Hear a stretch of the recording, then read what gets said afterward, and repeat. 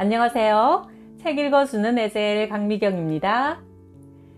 제주도의 모범신자 감리교 허태행 권사님이 경험하신 놀라운 이야기들을 따님 허종옥 집사님이 내 아버지의 이름으로 들려주시는데요. 한국 기독교 역사의 증인이자 믿음의 아름다운 본을 보여주신 권사님의 삶을 통해서 살아계신 하나님을 만나보세요. 아버지는 제주도 서귀포에서 태어나 사셨다. 서귀포 월평교회가 예배당을 신축하고 헌당식을 드리게 되었는데 30세였던 아버지가 돼지를 잡고 손님들에게 고기를 썰어주는 일을 하고 있을 때 당시 제주지방 감리교회의 감리사였던 도인권 목사님이 물으셨다. 젊은이, 예수를 믿는가? 아버지가 그렇지 않습니다 답하자 예수님을 구원자로 영접하게, 예수님은 하나님의 아들로서 자네의 모든 죄를 대신 지고 십자가에서 죽으셨고 천국 영생의 길을 열어주신 분일세 권하셨다.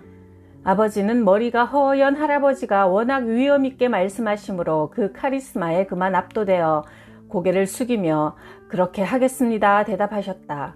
그러자 목사님은 당장 아버지를 예배당 안으로 불러들여 세례식을 행하고 허태행 씨는 오늘부터 하나님 아버지의 아들이 되었습니다 선포하셨다. 얼떨결에 일어난 일이었지만 아버지는 기왕지사 하나님과 사람 앞에서 세례를 받고 교인이 된 이상 모든 것을 운명으로 여기고 예수님을 철저하게 믿어보기로 했다.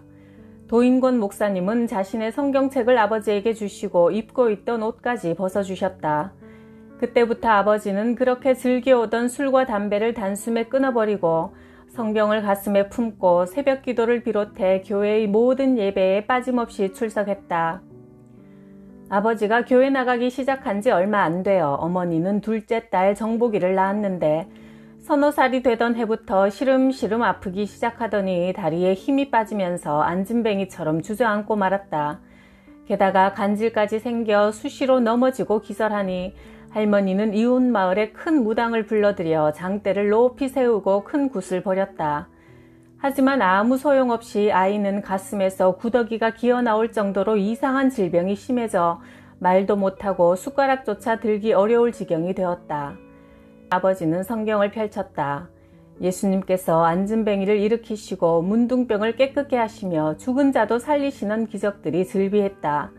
성경 속의 병 고치는 기적들을 반복하여 읽으며 교회에 나가 하나님 아버지께 딸을 살려달라고 기도하며 매달렸다.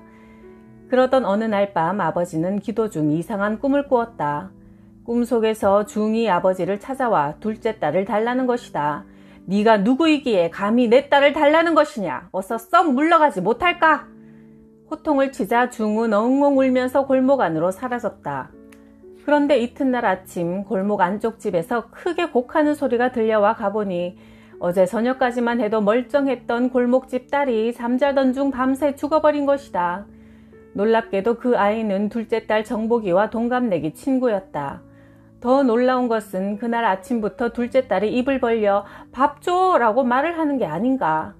어머니가 얼른 국에다 밥을 말아주자 아이는 그동안 못 먹은 것을 다 먹어치울 기세로 아주 맛있게 먹고는 혼자서 이것저것 매만지며 놀기도 하더니 며칠이 지나지 않아 정상적인 아이처럼 일어나 걷고 뛰었다. 마치 새로 태어난 아이처럼 완전히 고침받은 것이다. 아버지는 온몸에 전율이 흐르는 듯 하나님의 기적을 느끼면서 오랫동안 의지해오던 조상신에 대한 미련을 버렸다. 제주도에는 칠성단이라 해서 구렁이를 조상신처럼 떠받들고 보호하는 풍습이 있었다. 초가집 구석마다 조상 때부터 보살펴온 능구렁이들이 따리를 틀고 살면서 온 집안에 군림하는 위치를 누렸다. 가족들은 구렁이에게 때마다 음식을 올려 제사를 지내고 기도를 드리기도 했다. 그래서 커다란 구렁이가 대낮에 지붕에서 처마를 타고 내려와 기둥을 감고 혀를 날름거리거나 부엌바닥을 차지하고 붓두막을 기웃거리거나 백주의 마당을 활보하는 모양을 어렵지 않게 볼 수 있었다. 그런 상황에서 아버지는 집안의 구렁이는 물론 동네, 밭, 산 등 가릴 것 없이 눈에 보이는 구렁이들을 모두 잡아 없애버렸다. 그러던 어느 날 밤 아버지는 꿈을 꾸었다. 아버지가 교회로 가는데 어느 집에서 굿판을 벌이고 있었다. 아버지가 굿을 그만두고 예수를 믿으시오 하자 험상궂게 생긴 남자가 아버지에게 달려들어 서로 삿발을 붙들고 사투를 벌였다. 당시 힘이 세었던 아버지가 사력을 다해 그 남자를 밀어붙여 궁지에 몰리게 되자 그 남자가 갑자기 구렁이로 변해 아버지의 목을 칭칭 감아 조르는 것이다. 순간 아버지는 하나님을 외치며 성경책으로 구렁이의 머리를 때렸고 구렁이는 스르르 몸을 풀면서 꼬리를 감추고 달아났다. 너무나 놀라 소리를 지르며 눈을 떠보니 꿈이었다. 이튿날 아침 아버지가 지난밤 꿈속의 싸움 현장으로 가보니 얼마 전 큰 구렁이를 잡아 죽인 곳이었다. 그때 아버지는 마귀의 존재와 예수님의 권세를 확신하게 되었고 조상에게 지내던 제사와 미신 행위를 다 없애버렸다. 허씨 가문에서는 종손이 갑자기 제사를 지내지 않겠다고 선포하니 어른들이 예수를 믿으면 집안이 망한다. 종손이 망령을 부리면 조상이 굶어 죽는다며 핍박했다. 어느 날 저녁 할아버지가 아버지를 마당에 꿇어앉혔다. 네가 예수를 믿어 이 집에서 쫓겨나겠느냐 아니면 종손의 도리를 다하여 조상을 섬기겠느냐. 아버지는 할아버지를 바라보며 분명한 어조로 대답했다. 저는 예수를 믿겠습니다.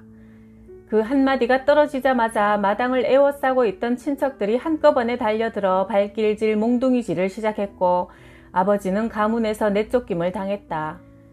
아버지는 맨손으로 아이들 셋을 데리고 이웃 대포마을의 헛간으로 들어갔다.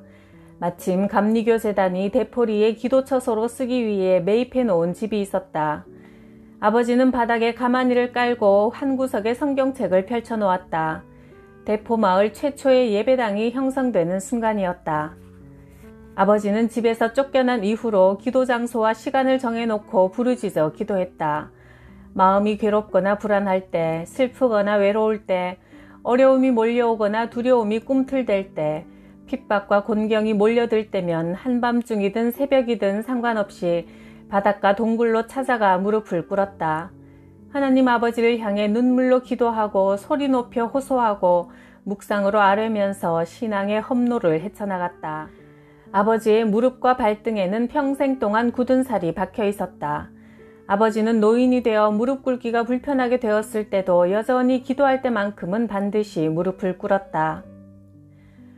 부모님은 남의 밭을 빌려 농사지어 모은 돈으로 한마지기의 땅을 샀고 교단의 도움으로 융자금을 받아 소 한 마리를 샀다. 그 소를 다시 정성껏 먹이고 팔아서 소 2마리, 말 3마리씩으로 가축을 늘려나갔다. 때마침 마을 한가운데 양철 지붕집이 매물로 나와서 아버지는 교회와 집을 겸하면 좋겠다는 생각으로 밭을 팔아 그 집을 샀다. 당시 교회에는 청년들이 제법 많이 나오기 시작했는데 아버지는 생애 처음으로 마련한 집을 교회로 내놓고 다시 남의 집 오막살이로 들어갔다. 그 집은 7식구가 살기에는 비좁은 곳이었다. 그러던 어느 날 아버지의 친구가 찾아와서 집을 바꾸어 살자며 간절히 매달리고 부탁했다. 내용인즉 아내가 목을 매달아 죽었는데 그 후부터는 도무지 밤이 되면 무서워서 잠을 잘 수가 없네. 너는 예수를 믿으니 귀신을 물리칠 수 있지 않은가? 아버지는 하나님의 놀라운 섭리와 은혜에 감사드리며 훨씬 더 넓고 쾌적한 친구 집으로 이사를 했다. 그 집으로 이사가고 얼마 뒤 어머니가 꿈을 꾸었다. 꿈속에서 어머니가 찬송가를 부르며 밥을 짓고 있는데 그 집에서 목을 메고 죽은 여자가 마당으로 들어서는 것이다. 고인은 어머니의 이모 할머니 딸이라 물어보았다. 왜 목 매달아서 죽었습니까? 어떤 남자 셋이 나한테 와서 목을 한번 매봐. 그러면 기분이 아주 좋아져 하는 거야. 그래서 정말 그런가 하고 목을 메어 보았는데 그만 죽고 말았지. 그런데 자네 식구들이 이사 온 후부터는 수시로 예수 제사를 드리고 예배당 노래를 불러대니 더 이상 살 수가 없어 여기를 떠나야겠네. 사실 목을 매 자살한 그녀는 이전에 바다에 물질하러 갔다가 물속에 죽어있는 해녀 시체들을 보고 넋이 나갈 정도로 놀란 일이 있었다. 그 일이 있은 후 심신이 쇠약해져 정신이 오락가락 하더니 결국 자살해버린 것이다. 우리 가족은 그 집에서 3, 4년 사는 동안 밭도 사고 땅도 사고 살림도 윤택해졌다. 어느 날 밤 대포마을에 갑자기 폭우가 쏟아졌다. 냇물이 불어 집들 중에는 냉장고, 세탁기, 텔레비전은 물론 경운기까지 다 쓸려가 버리고 뼈대만 앙상하게 남은 집도 있었다. 그 아수라장 속에서 동네 사람들은 냇물 끝에 있는 우리 집이 더 걱정되어 가슴을 졸였다. 그 정도 강수량이면 냇물 끝자락인 기정목에 이르러서는 폭포처럼 물이 불어나 우리 집을 파도처럼 덮쳐버릴 게 자명하기 때문이었다. 분명 허장론의 부부는 이 폭우에 바다 한가운데로 쓸려가 버렸을 게 분명하다. 이 일을 어찌할 거나. 이튿날 아침 날이 밝자마자 사람들은 우리 집이 어찌 되었나 하고 내려와 보았다. 그런데 이게 웬일인가? 허장론의 집만은 아무 일 없이 멀쩡하지 않은가? 자세히 살펴보니 보리단을 원통형으로 쌓아올린 노젓가리 2개가 나란히 밀려와 우리 집 뒤를 얌전하게 받쳐주고 있었다. 그리하여 냇물은 우리 집으로 조금도 밀려 들어오지 못했고 어머니 아버지는 밤사이 동네에 무슨 일이 있었는지도 모른 채 그저 잠만 잘 주무셨던 것이다. 아버지는 일어나서 언제 그랬냐 싶게 맑게 갠 하늘을 우러러보며 기도하셨다. 오 하나님, 지난밤 우리를 지켜주시고 단잠을 재워주신 분이 바로 하나님이심을 저 동네 사람들도 다 알게 하옵소서. 우리 집에 들어오는 돼지들은 유독 새끼를 많이 낳았다. 보통 10마리, 12마리씩 태어나 사이좋게 젖을 나눠 먹으면서 옹기종기 잘 자라주었다.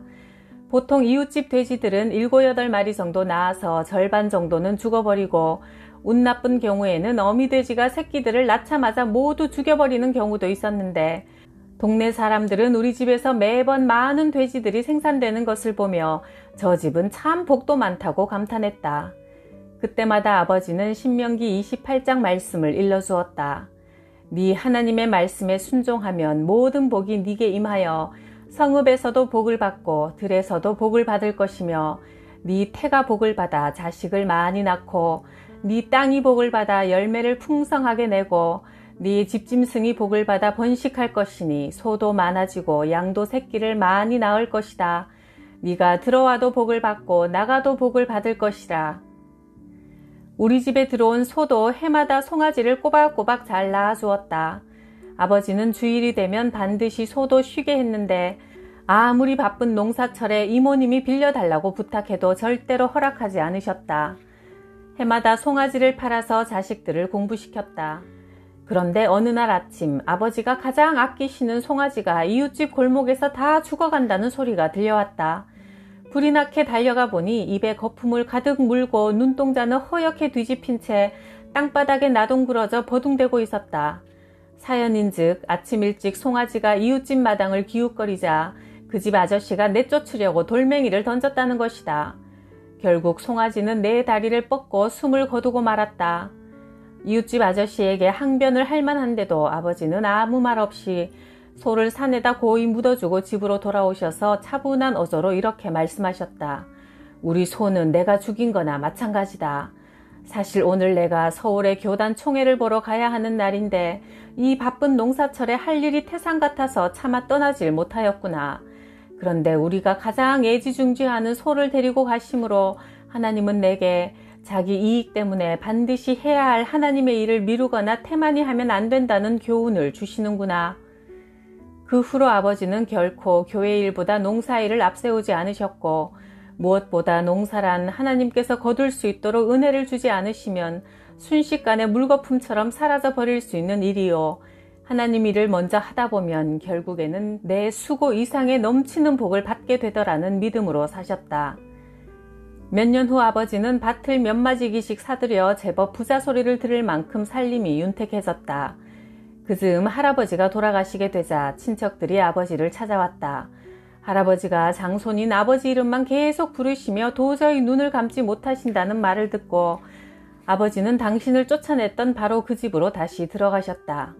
할아버지가 눈을 감고 태행아 태행아 하며 아버지를 애타게 찾고 있는 모습을 보자 아버지는 그만 정에 못 이겨 제가 그동안 잘못했습니다. 이제는 아버지 뜻을 받들어 종가를 잘 지킬 테니 걱정하지 마시고 어서 편히 눈을 감으세요. 큰 소리로 종손의 도리를 약속하셨다. 그제야 할아버지는 스르르 눈을 감으시며 목숨줄을 탁 놓으셨다. 일이 그렇게 되고 보니 아버지는 3년상만 맡아서 해드리자. 어차피 내가 중심을 잃지 않고 있으면 다시 교회로 돌아갈 터인데 하나님께서도 사람 사는 세상에 이 정도 인정이야 이해해 주지 않으시겠는가 하며 적당한 타협안을 내기로 했다. 그런데 할아버지 장례식을 마친 지 얼마 안 되어 아버지는 방화 사건의 주범이 되고 말았다.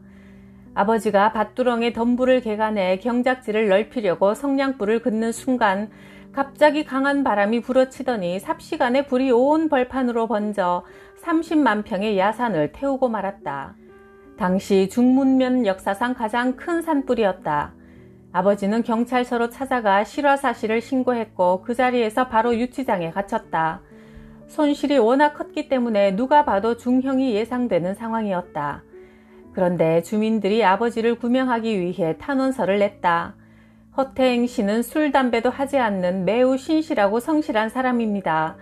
그가 경작지를 넓히기 위해 그만 큰 불을 일으키게 되었지만 우리 주민들은 한결같이 그의 사면을 희망합니다. 왜냐하면 그가 중형을 선고받아 감옥에서 허송세월을 하는 것보다 차라리 열심히 일하여 손실을 회복해 주기를 바라기 때문입니다. 결국 아버지는 유치장을 나온 후 그동안 일궈놓은 모든 재산을 처분해서 손실을 보상하지 않을 수 없었다. 결국은 할아버지 집에서 쫓겨나던 때와 똑같이 도로 빈털터리가 되고 말았다. 비로소 아버지는 화재가 왜 발생했는지 깨닫게 되었다. 아하, 하나님은 내가 다시 종손의 역할을 하며 제사 지내는 것을 몹시 분노하셨구나. 아버지는 화재를 통해 깨우침을 주신 하나님께 오히려 감사드렸다. 그리고 다시 조상의 집을 떠나 하나님 아버지께로 온전히 복귀하여 더욱 신실한 신앙인으로 살아가기를 결심했다. 그 후로 아버지는 집안의 제사에 추호의 관심도 표명하지 않았고 친척들도 더 이상 아버지에게 장손의 역할을 강요하지 않았다. 대신 아버지는 교회의 장자 역할을 자원하고 그 직분에 충성과 헌신을 다했다.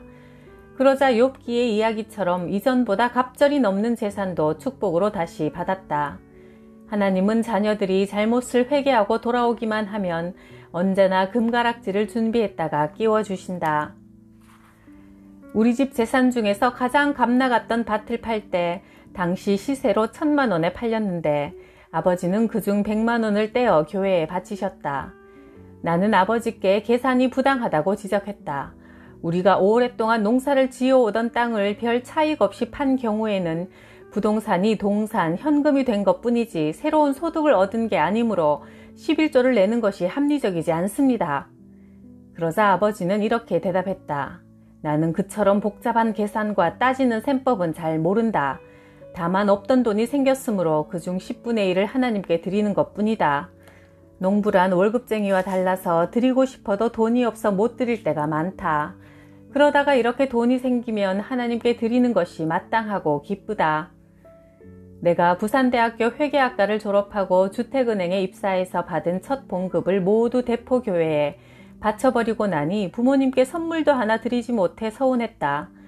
나중에 알고 보니 그 봉급 속에는 연수원에서 교육받은 기간의 수당도 함께 포함되어 있었다. 계산에 철저한 나는 당장 아버지께 편지를 드려 보내드린 헌금 중에서 얼마간 떼어내어 용돈으로 쓰시라고 했더니 아버지는 오히려 내가 보내드린 헌금에다가 당신의 돈을 얼마 더 보태어 하나님께 드리셨다. 교회에서는 그 돈으로 어두운 백열등을 다 떼고 밝은 형광등으로 갈아 끼워 교회 분위기가 한결 새로워지고 교인도 많이 불었다며 기뻐하셨다. 아버지는 천국 가시기 얼마 전 이런 말씀을 유언처럼 하셨다. 내 평생을 되돌아보니 오직 하나님께 감사한 것뿐이다. 내가 어려서 바닷물이 귀에 들어가 고막이 상해 귀머거리가 된 것도 일평생을 지나놓고 보니 하나님의 계획이었지 싶다. 사지육신 멀쩡한 내 친구들이 4.3 사건과 6.25를 겪으며 죽어갈 때도 나는 귀가 들리지 않는 병신이라는 이유로 무사하게 살아남을 수 있었다. 그러니 오늘날까지 나의 나된 것은 모두 하나님의 은혜다. 뿐만 아니라 내게 선물로 주신 이남 칠녀 모든 자녀가 한 사람도 빠짐없이 하나님의 자녀가 되었으니 더욱 감사하고 행복한 일이다. 내가 너희에게 꼭 당부하는 것은 예수 믿는 것은 아이처럼 교회를 섬기는 것은 바보처럼 하여라. 예수님을 제대로 믿으려면 결코 계산하고 따지고 똑똑하게 굴어선 안 된다. 부자가 천국에 들어가는 것이 왜 낙타가 바늘구멍을 통과하는 것보다 더 어렵다고 하셨는지 생각해보면 알 일이다. 그리고 장로니 권사니 하는 감투에 연연해 하지 마라. 진심으로 교회 일을 하다가 억울하고 어려운 지경에 처하거든 그저 우리 주님은 아시겠거니 하고 모든 것을 하나님 아버지께 맡기고 혼자 골방이나 산으로 가서 무릎 꿇고 기도하여라. 그러면 때가 되면 놀라운 방법으로 풀어주실 것이다. 아버지는 새벽 3시, 오전 11시, 저녁 7시가 되면 어김없이 무릎 꿇고 기도하셨다. 하나님께 드리는 감사와 찬양으로 시작하여 국가와 민족, 고향과 사회를 위해 그리고 자녀와 당신 자신을 위해 기도하셨다. 그런 아버지를 뵈면 마음에 든든함과 평안함이 가득 차올라 고달픈 생활 중에도 희망과 기쁨이 솟아오르곤 했다. 미래에 대한 소망과 비전도 생기고 근심과 염려도 저절로 내려놓게 되었다. 신명기의 말씀처럼 우리도 하나님 말씀에 순종하여 들어가도 복을 받고 나가도 복을 받아 마음껏 누리고 나누며 살아갑시다. 구독, 좋아요, 댓글로 복을 쏟아부어 주셔서 감사해요.